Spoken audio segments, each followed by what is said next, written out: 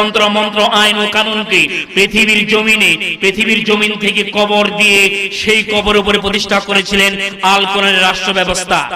ঠিক তবে ঠিক, যে রাষ্ট্র ব্যবস্থা কায়েম করতে গিয়ে তায়েফের ময়দানে রক্ত ঝরিয়েছেন, উহুদের ময়দানে দমদম মোবারক শহীদ করেছেন, মক্কার কাফের সরকার আবু জেহেল কোরআনের কথাগুলো বলতে গিয়ে বিশ্বনবী মুহাম্মদ রাসূলুল্লাহকে দীর্ঘ 29 মাস জেলের মধ্যে আটকে রেখেছেন। জোরে বলেন ঠিক কিনা বেঠিক?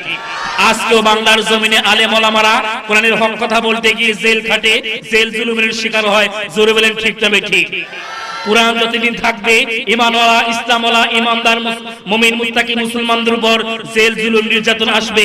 এটাই সত্য, এটাই চিরন্তন সত্য কথা। জোরে বলেন ঠিক না বেঠিক? সম্মানিত হাজিরিন, আপনারা কি ভয় পেয়েছেন? ভয় পেয়েছেন কি? আওয়াজ কিন্তু যত জোরে দিতে হবে, নিচ থেকে যত জোরে আওয়াজ আসবে কথা তত ভোল্টে বের হবে। আওয়াজ যত কম, বক্তার আওয়াজ হবে তত কম। ভয় পেলে চলবে না। ভয় পেয়েছেন?